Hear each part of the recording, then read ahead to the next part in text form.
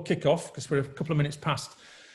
So, yes, to say welcome. So today we're looking forward to a very interesting and lively discussion, I'm sure, around the topic of digital maturity and how it's a key element in the whole customer dimension as part of digital transformation, digital strategy programs.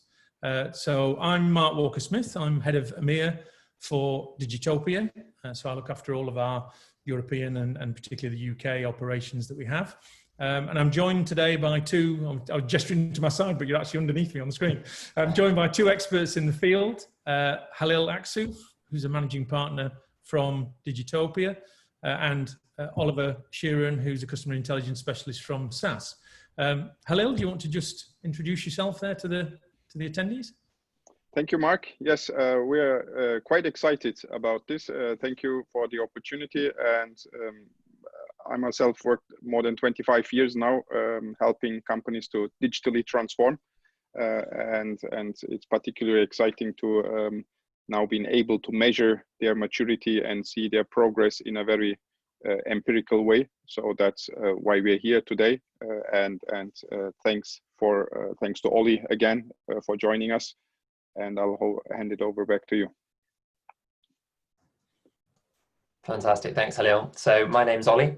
I work in our customer intelligence practice here at SAS. I'm based in the UK, but cover EMEA. And my background is in digital primarily. So I've spent 10 years now working in digital marketing, digital customer insights and customer engagement roles at various different organizations. Before joining SAS, I spent nearly 5 years at Amazon UK on the retail side as a marketer and customer insights manager across different retail categories. So I'm firmly entrenched in the digital retail space. So hopefully I can share some lessons that I picked up from Amazon over my years there, but also some lessons from working at SAS with retail customers across EMEA. Excellent. Thank you, Halil and Ollie. Just a little bit of housekeeping, I guess, or things just to bear in mind. So we have a Q&A window there. Feel free to, it looks like somebody's already got a question in early, which is great. But any questions that occur to people, just pop them into the Q&A window there, and we'll have a slot towards the end where we'll pick those up. If there are any that are relevant to what we're talking about as we go, I'll keep an eye on them and we can always try and address them as we go. But we're certainly looking to have a little slot at the end just to pick up questions for the panel here. And also we're just going to run a quick poll, which I think we'll run whilst we're talking in the background. So I don't know if Halil, you could initiate the poll. But effectively, what we're asking is a very broad question, but just to get a sense of where people are around the sort of biggest obstacle. There we are. Excellent. What are the biggest obstacles that prevent adoption of digital transformation or adopting digital transformation? Quite broad: technology, skills, management, budget, culture, maturity itself, or other. So feel free to visit the poll and pop your views in there, and we'll perhaps just summarise that towards the end and see where we are. So great. So without further ado, I'll hand over to Halil, perhaps to just give us given we've got digital maturity customers reconnected, just to perhaps give us an overview of the kind of topics we're going to cover today and the kind of hopefully interesting aspects to digital maturity and the relationship to customer engagement and customer experience. So Halil, do you want to just give us your view on that for a few minutes, and then we'll broaden the discussion out beyond that, I think. All right, absolutely. Thanks, Mark. So since we claim to be the leader in digital maturity measurement, we should know, and we compare this maturity to kind of anything maturing over time, like raising a child or growing a tree or whatever, and you can't usually rush it, and it takes time, and it takes more than one component usually for a holistic maturity progress. And that's the reason why we came up with the idea of measuring the digital maturity of any given company and measuring the progress over time. And we have created this proprietary model with 6 dimensions, as we call them. The customer notion, which we will focus on today, the operations which are all the processes of any organization. The people aspect, which is also very important, especially with the cultural aspects in there, the way of working, which is dramatically changing during these days of COVID days and so forth. When we talk about digital, technology usually is the enabler for this, so we look at the technology aspects of it. And again, when we talk about digital and digital transformation and digital innovation especially, the innovation notion becomes very important. And last but not least, the management and the governance of any organization in terms of budgetary management, of performance management, and also the leadership and the strategy building is very crucial. So and there are many components and subcomponents to these 6 dimensions, as you can imagine.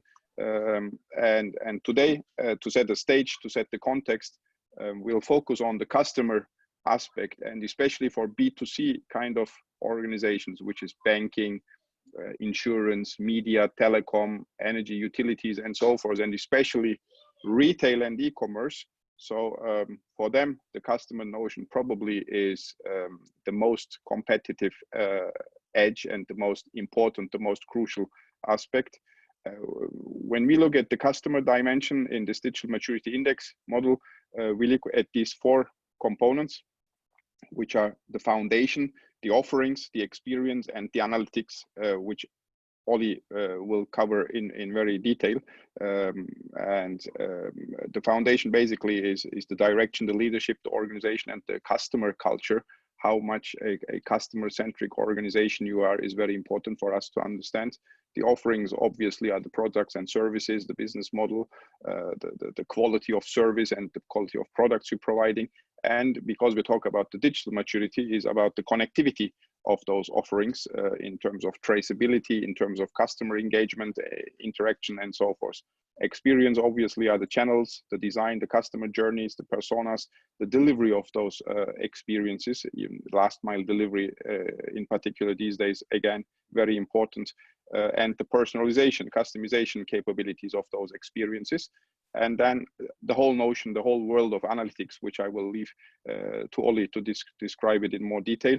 And for this customer notion, we have a maturity scale created from 1 to 5, which is a basic working customer experience, a functional customer experience, a satisfying experience, an attractive one. And then the nirvana, so to speak, of this scale is the fascinating, where you become the love mark, probably, and have very personalized, highly analytical, real-time experiences, which provides high value to your end users, to your customers, to the consumer.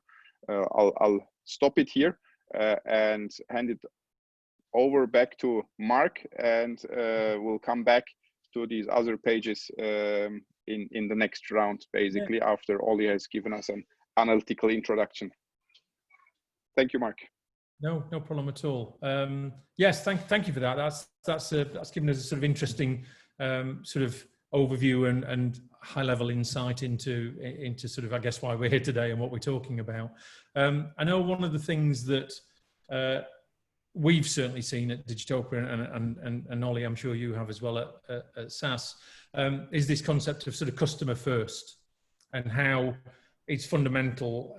Generally, it's that's been an emerging sort of concept for a number of years, but I think the whole COVID situation has accelerated that, and for many organizations has blown that to the next level or beyond.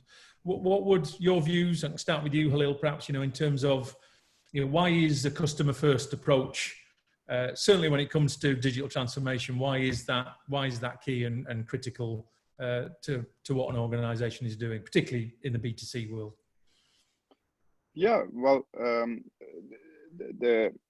since the consumer has this mobile device now in his hands and is able to flip between brands just in a second, just by their fingertips, it's not anymore possible to compete on Main Street or High Street.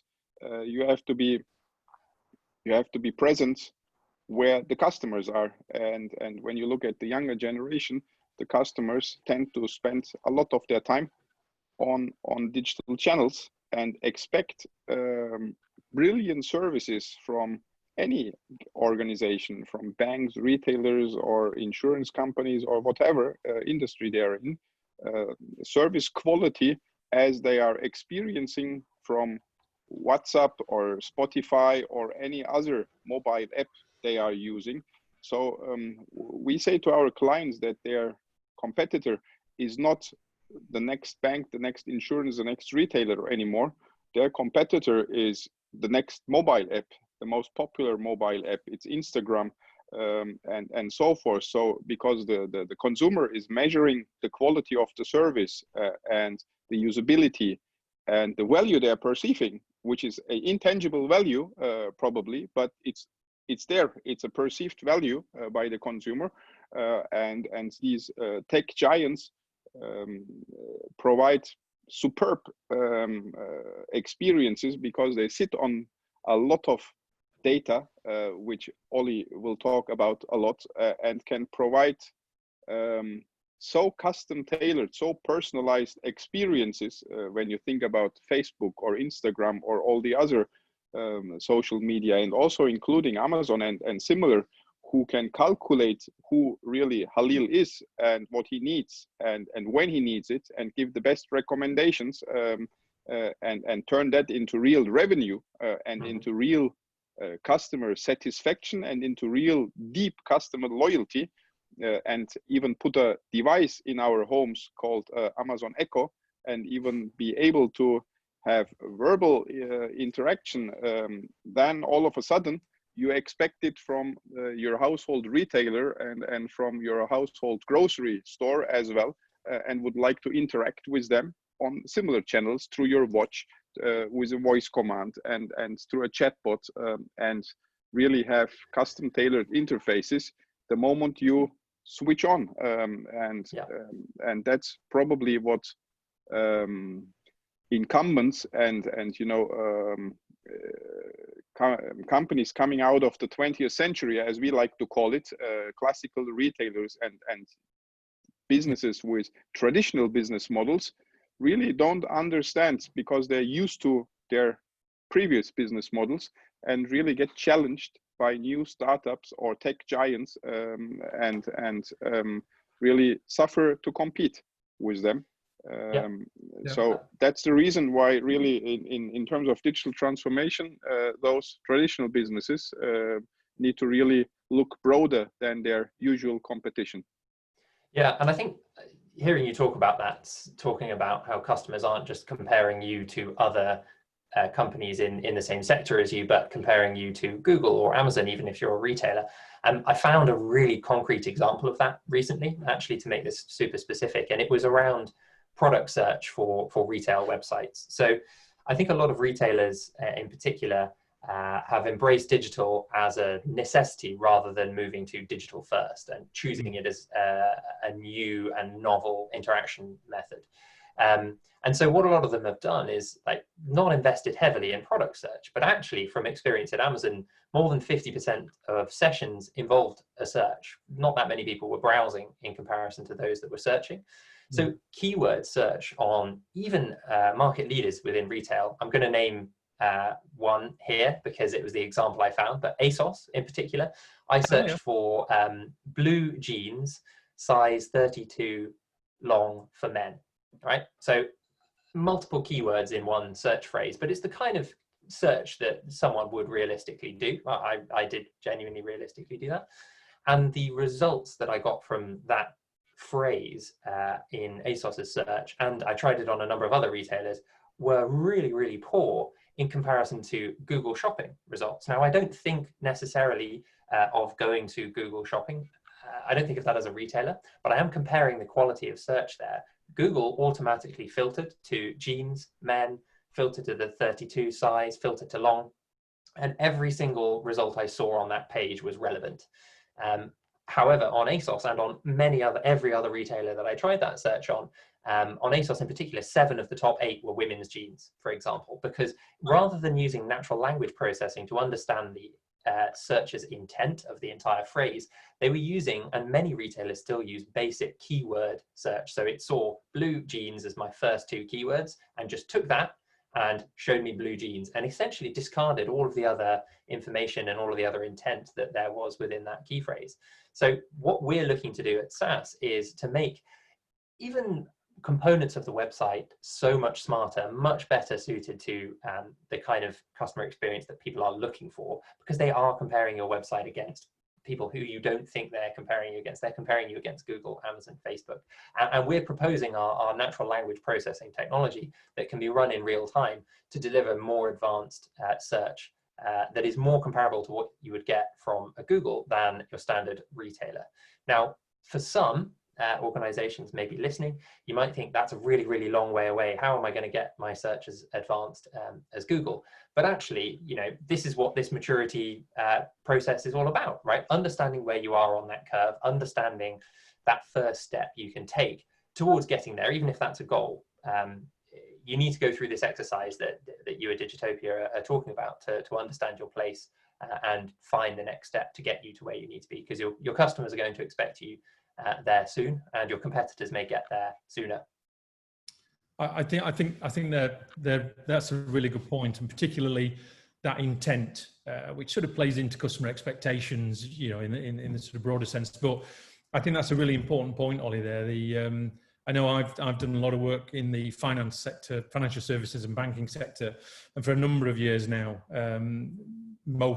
certainly all of the large organisations and a lot of the sort of mid-tier and challenger banks have been really focused on customer journey. And that's not just the process side of things, it is the experience and trying to factor in lifestyle factors and ultimately intent. And I think when we talk about analytics later on, I'm sure we'll get on to the sort of predictive side of things, which I think is a really interesting topic as well, that I know you've got lots of things to say on that, and I think that'll be really interesting.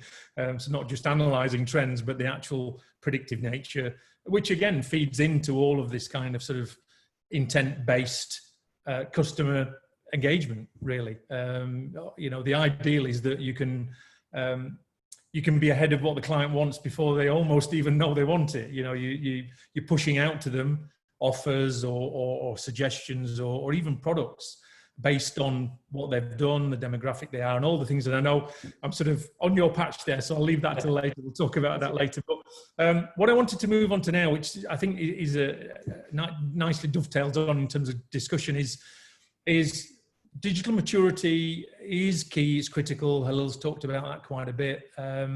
But the connection and the link really to business performance, I think, is a really important one, and one that is probably, I think, only fairly recently starting to be looked at. And what I mean by that is, you know, digital maturity is great, but in and of itself, it is, you know, a means to an end. It's an enabler. Ultimately, an organization is going to be all about driving revenues, better business performance, growing the company. Halil, I'll hand over to you. I think you've got some interesting things an interesting take on that, I think. Thank you, Mark. Absolutely.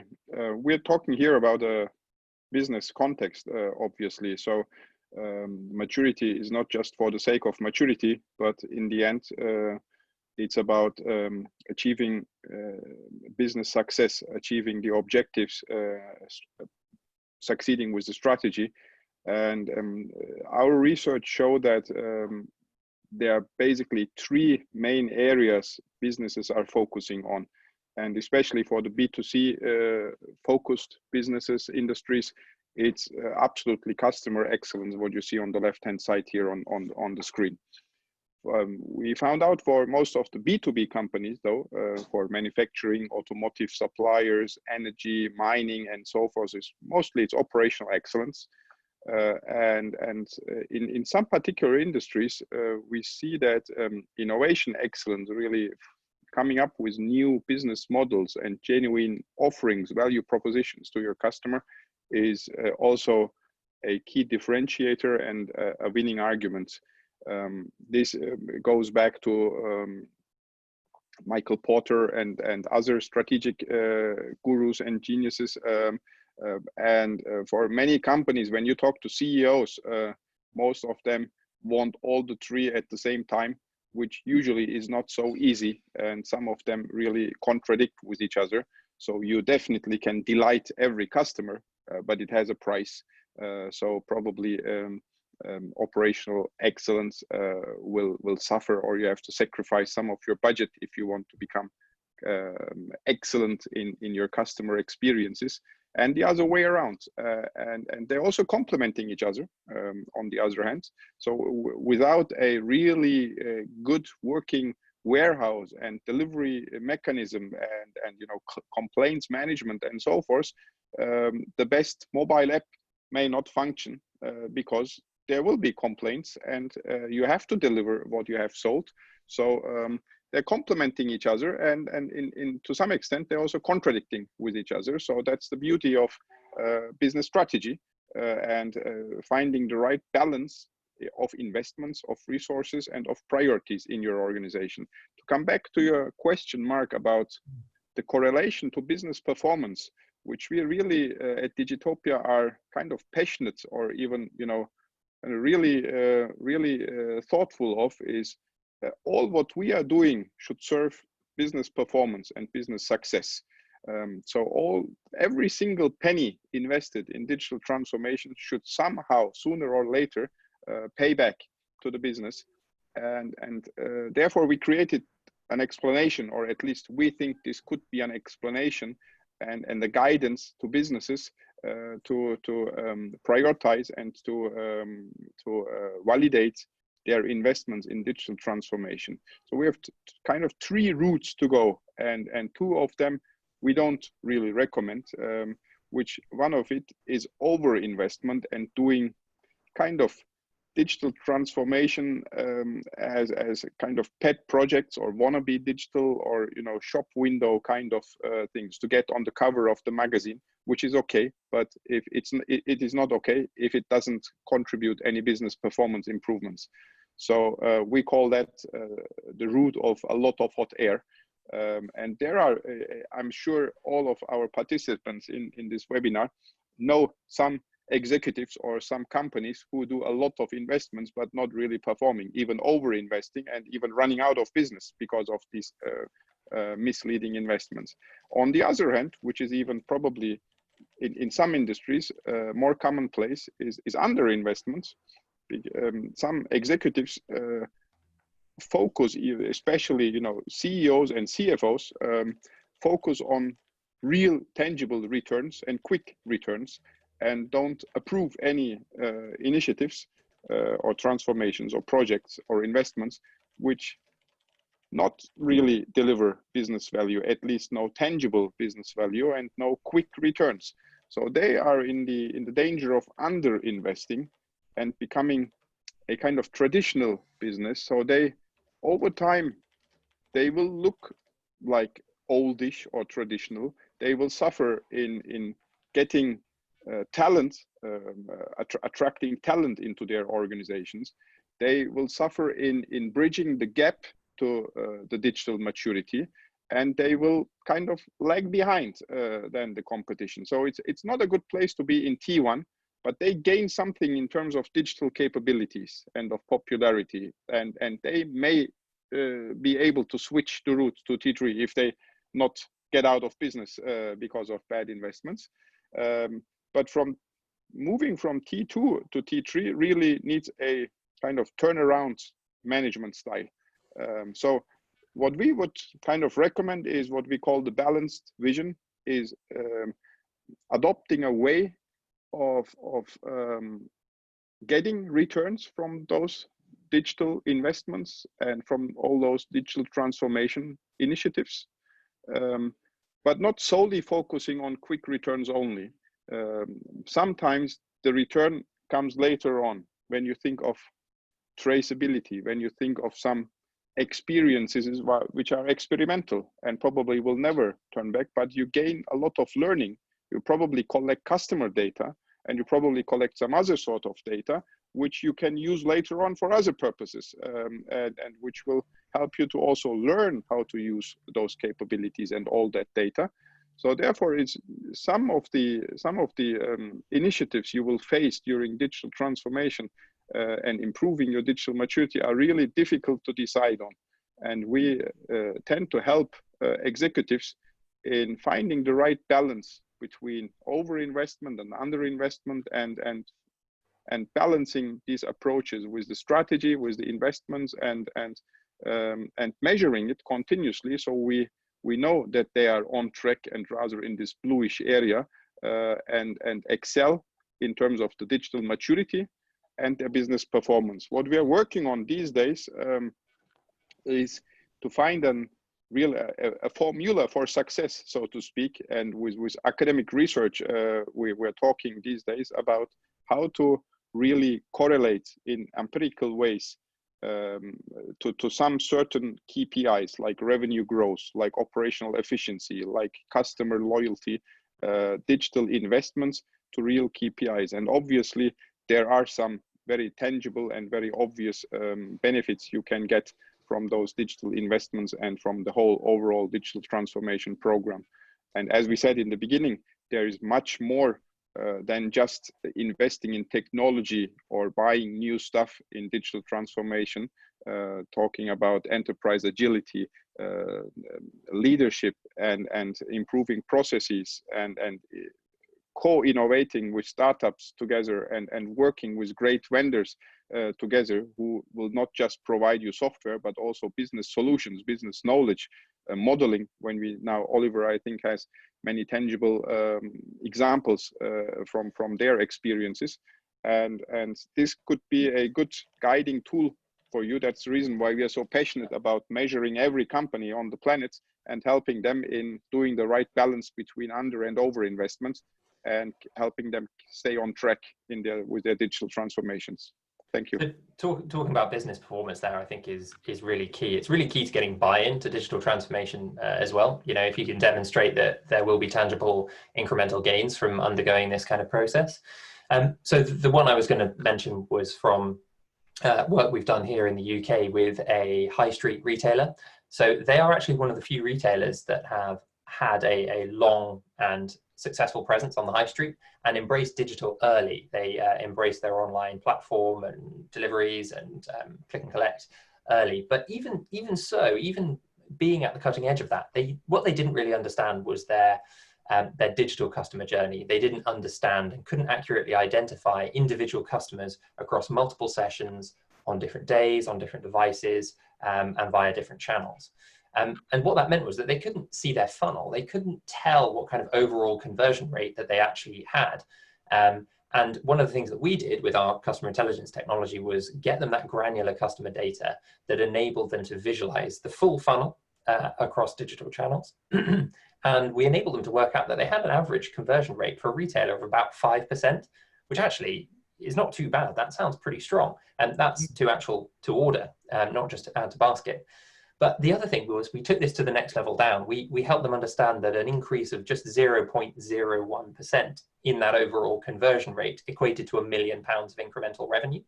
So by mapping out the funnel, understanding the potential gains and the goals that they wanted to set, so to achieve that incremental £1 million of revenue, we looked at every step in the funnel, every kind of touch point that a customer went on, and identified opportunities to increase conversion there. So whether that was improvements to the homepage carousel, improvements to search landing pages when someone visits for the very first time, improvements to product detail pages.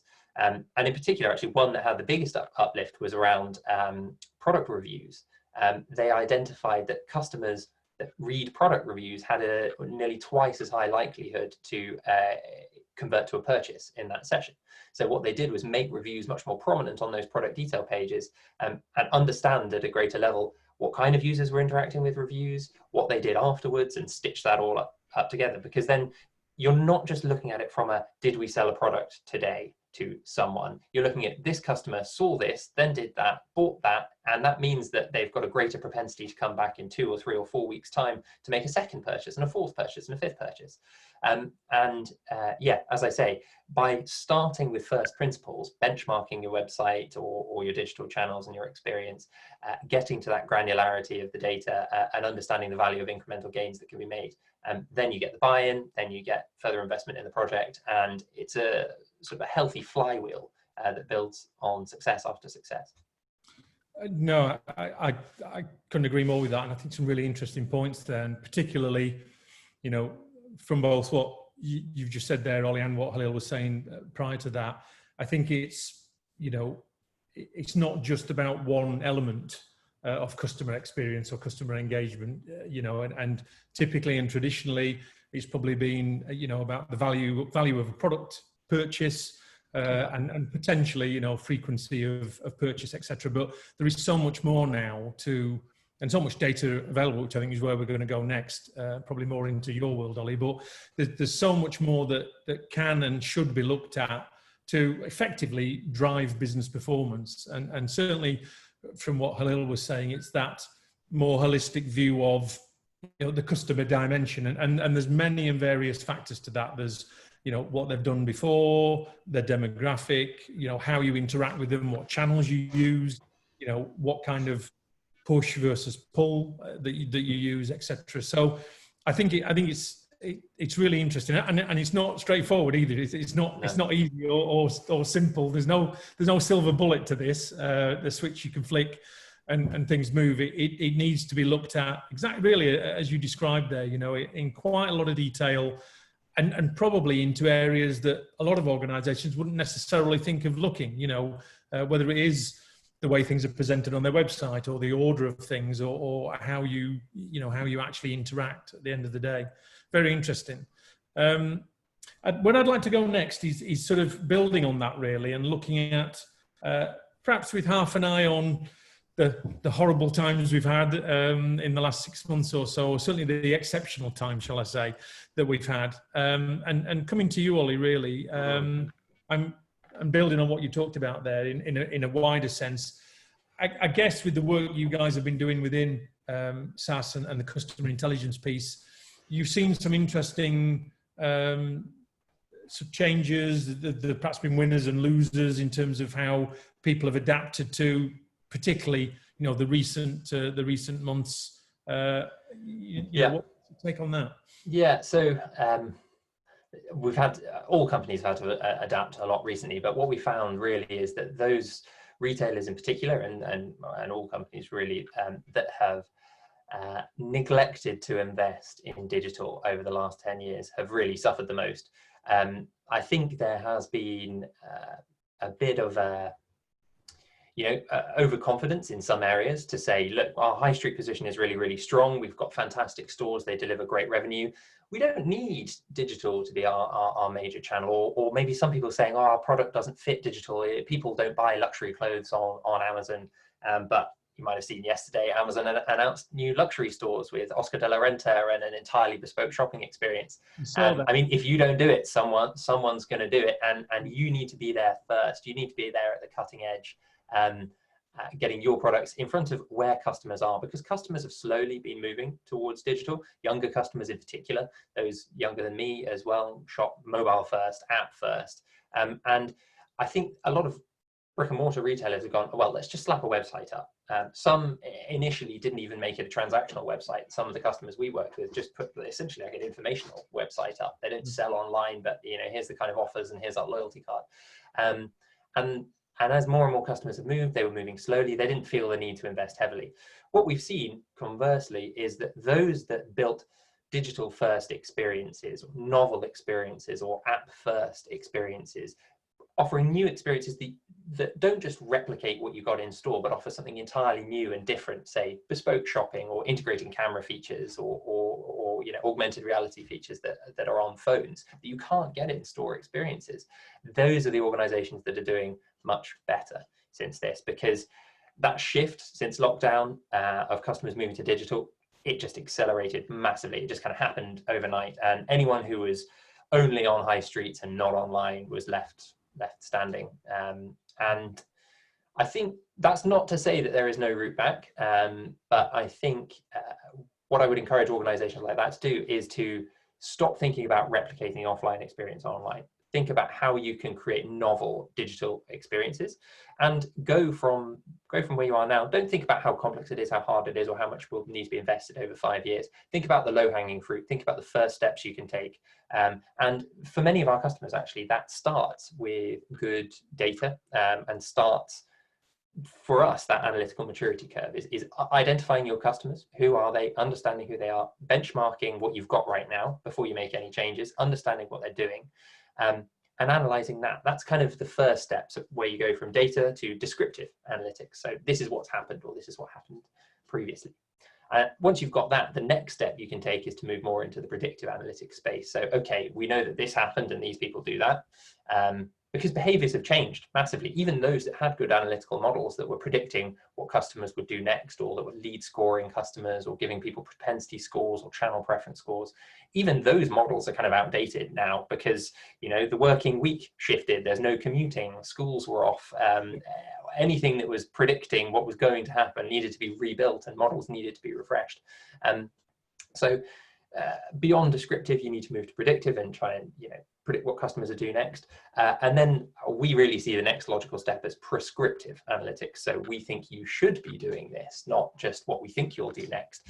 And one of the ways we do that would be to, you know, infer channel preferences. Someone might say that their preferred contact channel is email or direct mail, but actually when they engage via the app, they have a much higher conversion rate. Only with prescriptive analytics would you be able to say, right, this is that individual user's preferred engagement time. So I will optimize my engagement strategy around emailing this person at 7 p.m. at night when I know they're online, at an individual user level, to try and prompt them to take a certain action.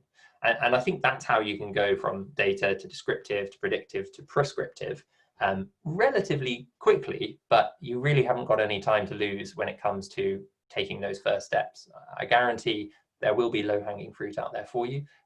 It's just potentially working with someone like Digitopia, working with SAS, or both of us together to help identify what those opportunities are for you. Yeah, excellent. And I was going to, as you were talking there, I was going to sort of hand back to Halil, because it was interesting. You know, you talk about analysis, and then you know, looking at the sort of benchmarking aspect, and then ultimately predicting and prescribing as those key steps. And I think what's interesting for us, Halil, at Digitopia, is that our digital maturity index is basically encapsulates that, you know, not just within the customer dimension, because actually a number of the things Ollie talked about there are in the wider piece. They're either in the sort of more operational side of things, or they're in the technology side of things, or processes, or even governance.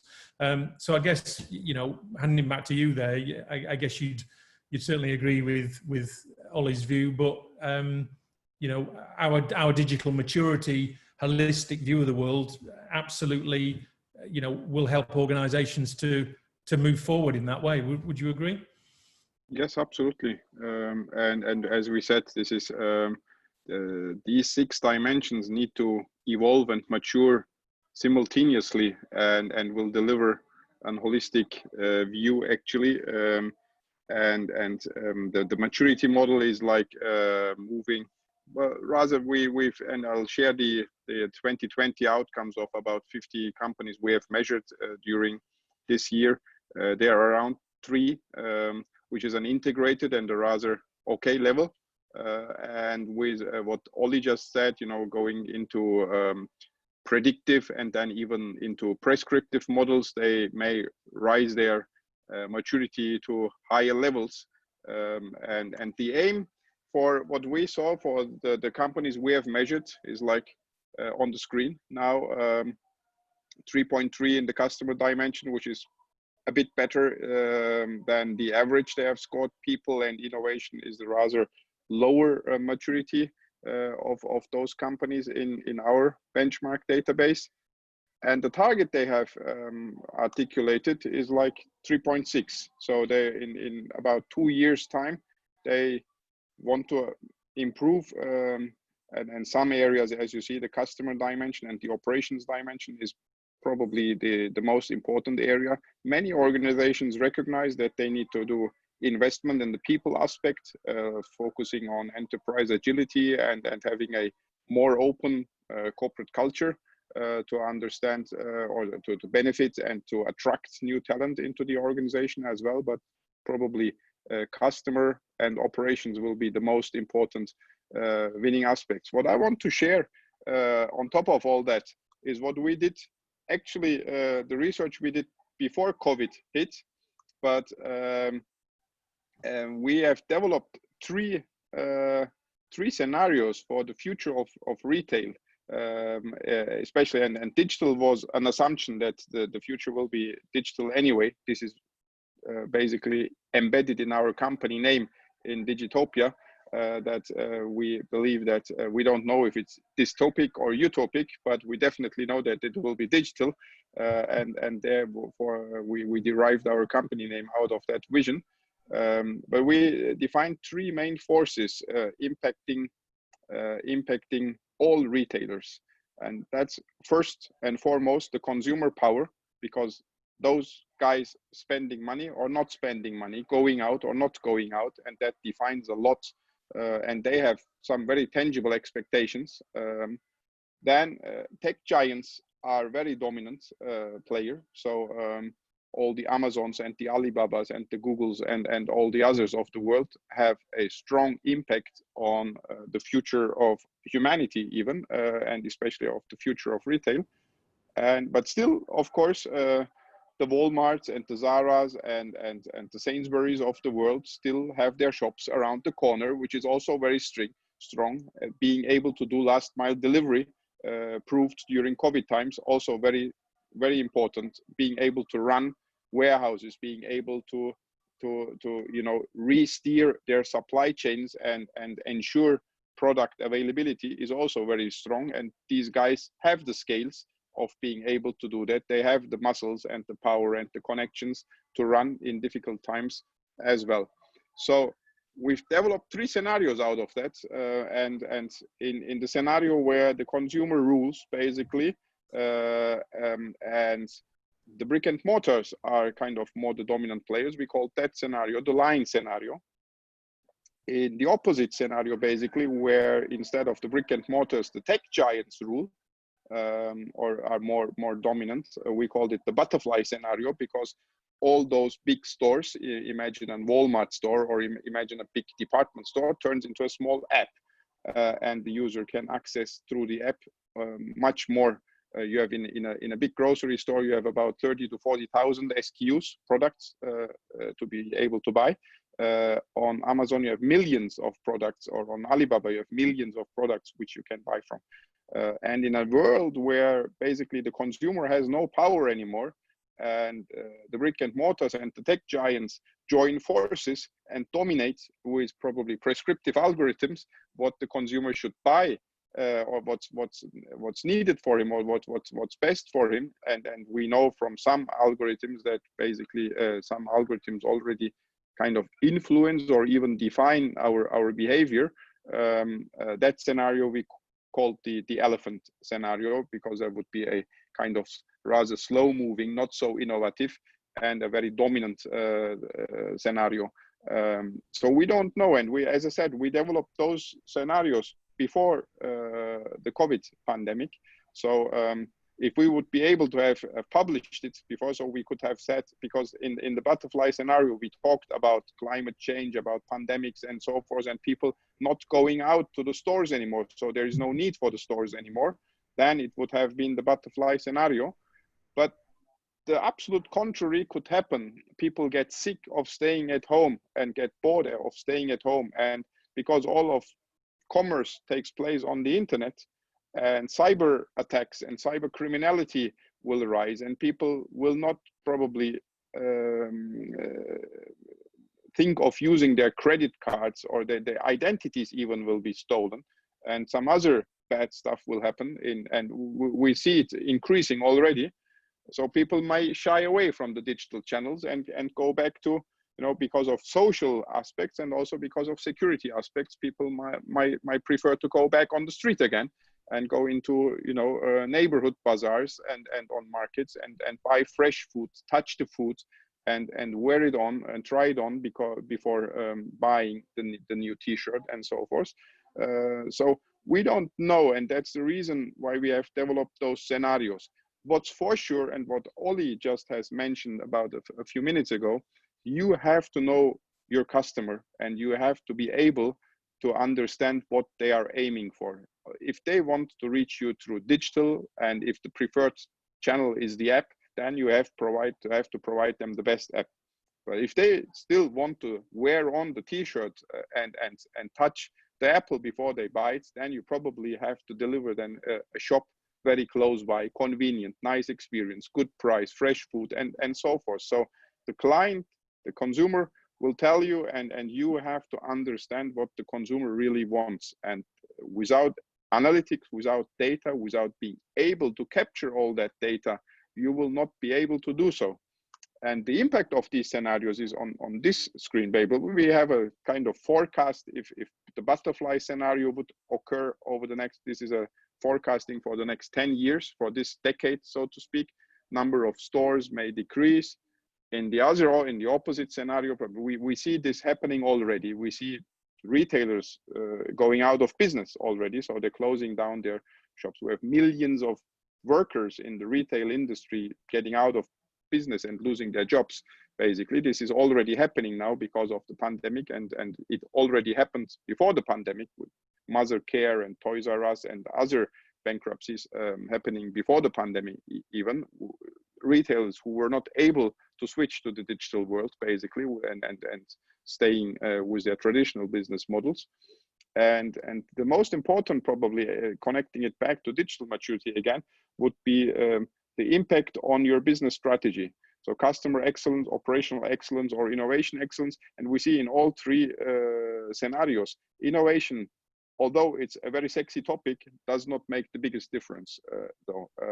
It has an impact, probably, if you come up with something very genuine, probably it might be interesting. But if you're focusing on the digital channels, customer excellence is inevitable. It's the most crucial capability you have to develop, and the big tech giants are proving us right in terms of Amazon, and Ollie, I think, has more to share about Amazon and what they are doing. Google, Spotify, Netflix, and so forth, they are collecting all kind of data, what they get into their fingers, and use it for customer analytics at the edge. Working even with universities and researchers together on the newest and most bleeding edge of algorithms and so forth. Last but not least, we also would add one last thing, which is also interesting and which just hits the news a few days ago.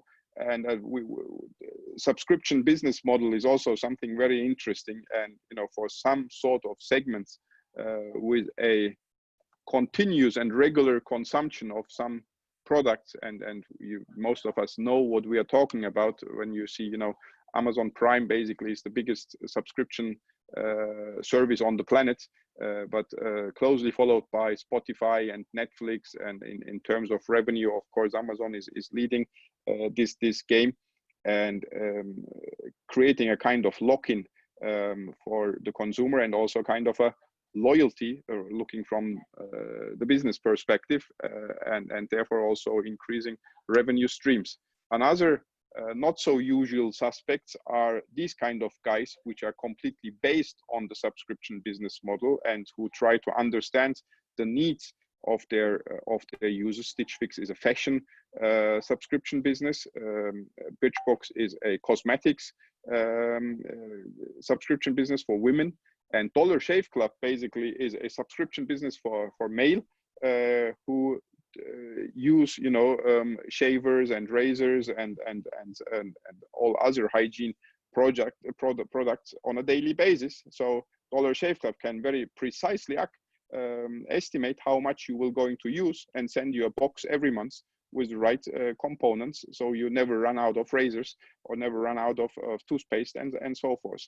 But what just happened recently is an even more interesting model, which we have to follow very closely, which could be impacting Starbucks business probably, is the announcement of Pret a Manger, who will ask for $20 for hot beverages for a month, and you can drink as much as you want, and it already has started to advance their business.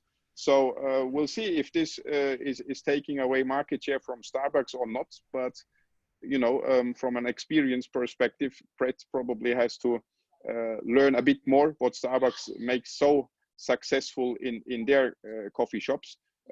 But this will be very interesting to follow from a business model perspective, that these kind of subscription businesses are are increasing and improving in the quality of the service they are providing to their customers. Thank you.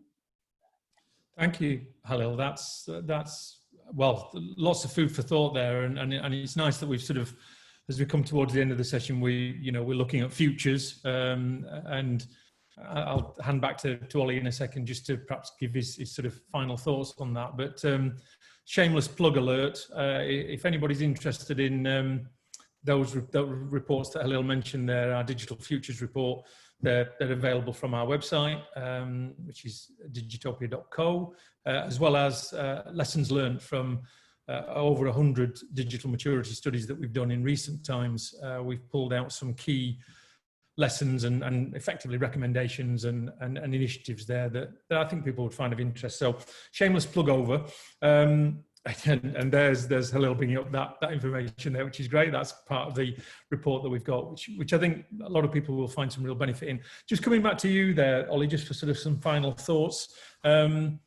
Halil talked about sort of futures and future scenarios, and I guess there at SAS, you'll be doing a lot of work with customers, looking at their current, but in particular their future business models and how they can move towards those models. Do you want to just sort of round off the session perhaps and give us your view on that? Yeah, I guess there's a lot of that stuff we're doing. I think if I was to just pick on one thing to talk, specifically and concretely about, it would be, I think the big focus for the next couple of years around digital is full hands off the wheel, sort of automated journey optimization. Now that sounds pretty sophisticated, but it's something that has existed to an extent for some time. Picking next best offers, next best actions, right? That's something that's been around as a trend. But normally, what that means would be, well, there's still a manually planned journey that some marketer is building an email and then they just insert the appropriate next best offer in, or there's still a curated web page and then there's just a widget that shows the next best offer in it. I think what we're talking about building with most of our forward thinking and most innovative customers at the moment is, how can I set a goal? Essentially, how can I set an objective, whether that is revenue, profitability, whether that is some conversion metric, and define the parameters, say upload 30, 40, 50, 100 creatives or offers, and take my entire customer base and say, well, what is the optimal message at the right time for each of these customers and what channel should it be delivered by? And a number of customers in different organizations and different industries are looking to build that sort of customer journey optimization engine. And one advantage of SAS is that we've been doing the core analytics that would underpin that sort of stuff for over 40 years now, and we're beginning to build that into some of our out of the box functionality. So we can do the vast majority of that already. We've got marketing optimization as a specific solution within our customer intelligence suite that does the kind of batch and in advance optimization scenarios, constraint-based optimization scenarios, I should say.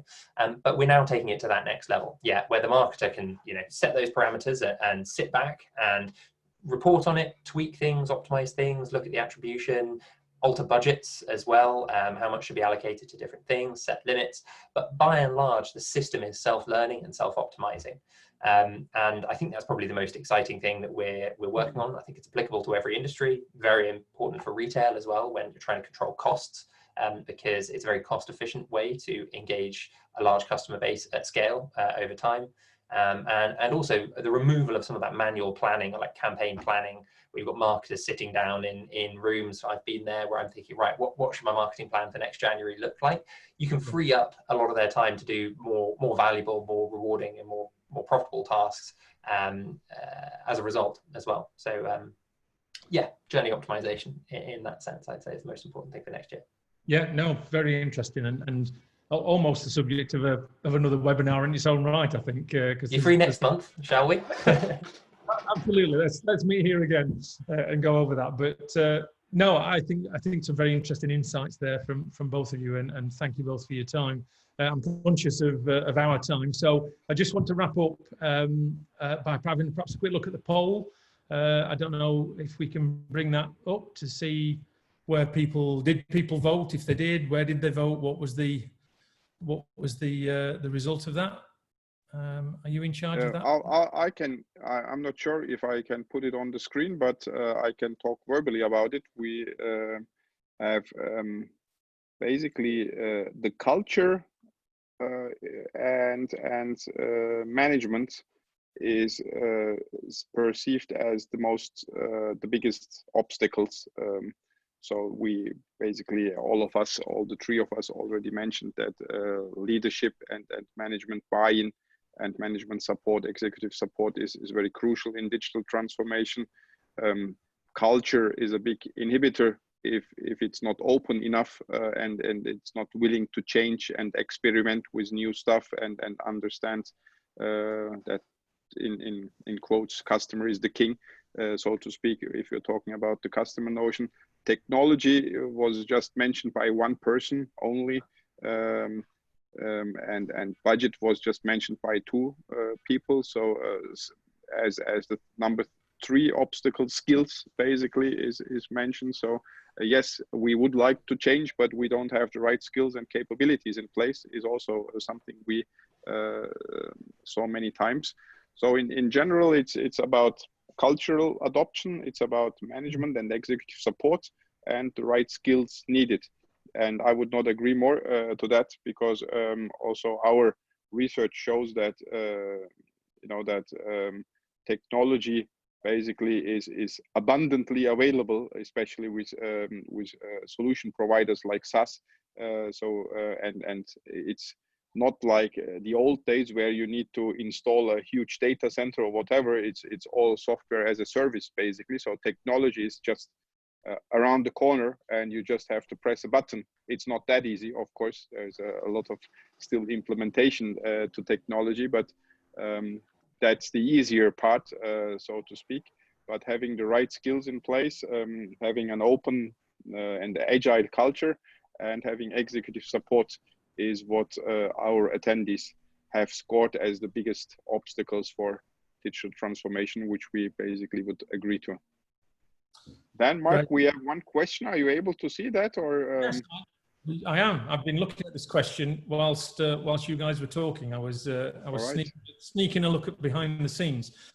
So somebody has asked the question: given that digital maturity is so important to understanding and enhancing how we work with our customers, which is sort of what we've been trying to talk about today, what are the practical ways I can measure my maturity level? So that's an interesting one, because we've talked about the sort of theoretical and holistic view of it, but I think interestingly, from both a Digitopia and a SaaS perspective, there are very practical ways that we can get involved and help with that.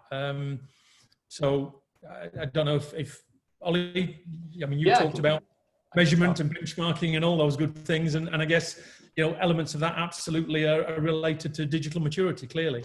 Yeah, I think there's two ways you can go about it. You can go the quantitative approach, which is that kind of data-based, benchmarking. Are you getting the right, KPIs and tracking all of that sort of stuff? But I think we shouldn't forget the qualitative approach. Ask your customers. One of the things I was doing at Amazon was, running focus groups, surveys, having session recordings where we watched customers interact with the website, and were we meeting expectations? Because I think that's a key part of digital maturity. It's you obviously may think you are a certain level of maturity, but do your customers agree? Do they think you are as mature as you think you are? I genuinely would encourage to ask customers, try and find that qualitative data out, but don't just ask it once. It should be an ongoing process, a bit like NPS sort of gets some of the way there, but you can run your own customer satisfaction indexes, ask them how you compare against competitors in the same sector, in different sectors, and yeah, don't be afraid to try and speak to your customers. Excellent. And Halil, I mean, obviously digital maturity is our day-to-day life. I'm sure you would echo those comments from Ollie. Yes, absolutely. As you said, this is basically our core offering at the moment, and we are really passionate about measuring any given company on the planet or even extraterritorial. We've done a lot of work, and the benchmark database is getting richer and richer. So we have a lot of insight for many different industries, and retail is one of our most important areas of expertise, and retail is also probably impacted very deeply by digital transformation and the world turning to more apps and digital channels, especially during these difficult days of uncertainty and social distancing and so forth. You see on the screen that, interesting, we have this Harding-Kruger effect here taking place, that less mature companies tend to overestimate their capabilities, and more mature companies tend to criticize themselves much harsher than the less mature companies. So that was an interesting finding out of those studies we did. And importantly, yes, for the tech giants like Amazon and so forth, they really live with the customers. We know that that they want to become, is the mantra in Amazon, isn't it, Oli, that they want to be the most customer-centric company on the planet, basically, and leaving one seat free in the meetings, representing the voice of the customer. I think it's not just an anecdote, it's really part of the corporate culture. And for B2B companies, unfortunately, that's not so true. They tend to overlook the customer dimension. And that's really why many of them are losing business. And as Oli just said, the customer will tell you what they like or not like so much in various ways. And if you're able to capture that data in a digital way, which is effortless, basically, then you have all that information implicitly during the interaction in real time. So that's basically where the whole story is evolving to, and it will be very, very interesting to watch the competition in retail and in e-commerce during this decade. And we really recommend every organization to understand where they are in having their digital maturity measured. And then also having the digital maturity measured again after a certain period. We recommend it on an annual basis, so we really can help them to understand in which areas they are progressing and in which areas they are not so much progressing, and can help them really steer their investments and their direction and connect it back to the business performance, as we have discussed about half an hour ago. So we really are super passionate about this topic, and think we have this nice measurement tool, which is a very practical tool to help them to understand the maturity and proceed in the right way. Thank you. Back to you, Mark. No, thank you both. It just really remains me to absolutely thank both of our speakers today, to Oli and to Halil. Thank you so much. Lots there to go at. There'll be a recording available of this after the event, so lots of interesting thoughts and things to perhaps go back over if people are interested in that.